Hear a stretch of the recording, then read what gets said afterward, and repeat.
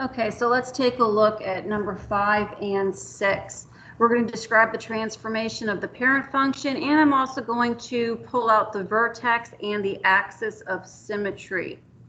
So remember that your vertex is HK. And if you look at this, we're in vertex form, which is A times the quantity X minus H squared plus K. So my H value is going to be a -5, and my K is going to be a +2. So I have a vertex at -5, +2. My axis of symmetry is always X equals, it's a vertical line, X equals whatever that H value is. It's going to go through the X value of your vertex, and my H value is -5. So the axis of symmetry here is the line X equals -5. And now let's go ahead and describe the transformations of the parent function. So if I come here and I look, I've got this negative sign hanging out. That's part of my A value. And if I just see a negative, that means my A value is -1.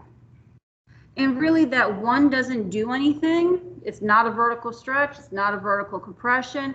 However, the negative does reflect the graph across the x-axis. So that is a reflection across the x-axis. So in other words, we see that negative out front, we automatically know that my graph is going to open down. If I go inside the parentheses, and remember, anything that's inside is going to be inside the parentheses will be horizontal. It's going to affect your x values. And I can see this is +5, but in my vertex form, it would be negative, which again tells me that my H value is a -5. So that means when H is -5, that is a horizontal shift left 5.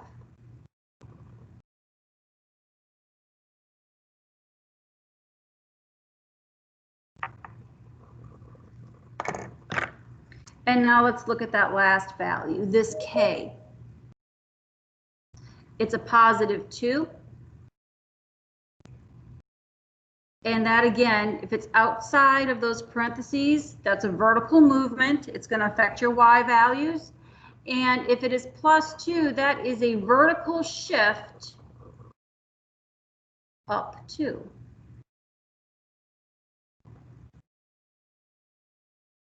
And you know what, since I'm in here,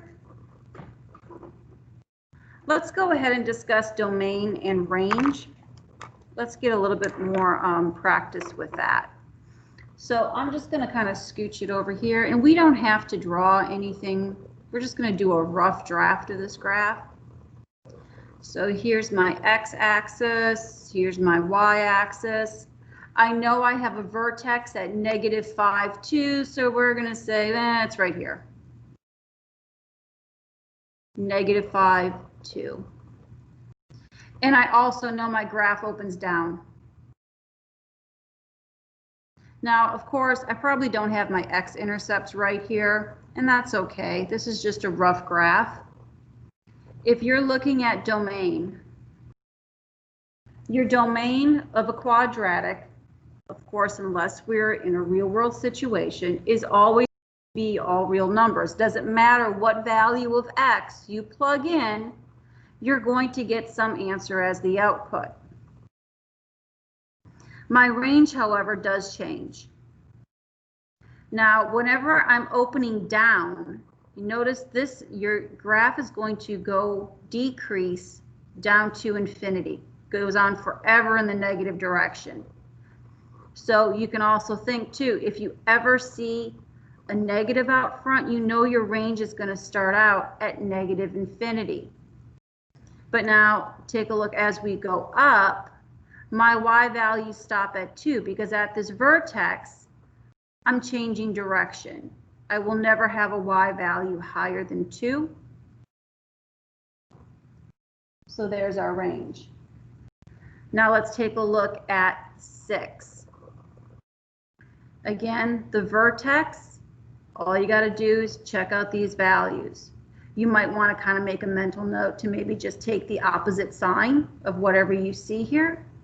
My vertex is at -2, -7, which also means my axis of symmetry is at x equals -2.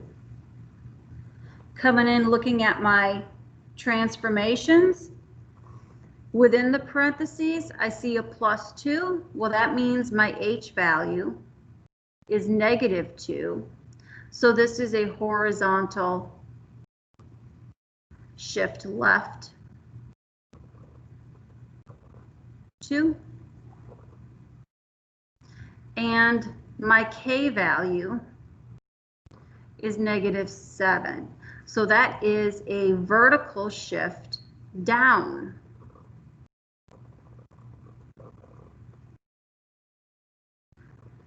Down 7. And let's do a quick graph over here. And let's do domain and range.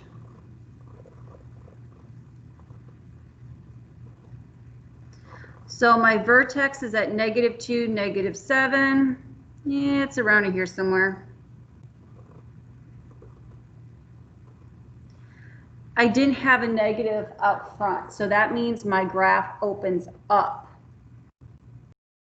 And again, my intercepts are more likely going to be totally off scale. That's okay. We're just doing a rough draft right now.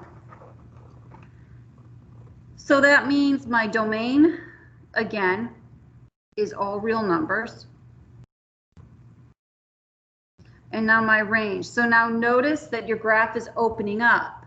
So now your range is going to start down here. It's going to start at -7 is where your y values start. We always go lowest to highest. So -7. And they continue on for positive infinity. This graph is going to grow and grow and grow. And also, let's reiterate too that axis of symmetry. Your axis of symmetry, and of course I've got this rough graph in here so my graph doesn't look too symmetric, but your axis of symmetry is kind of like an invisible line that goes right through your vertex.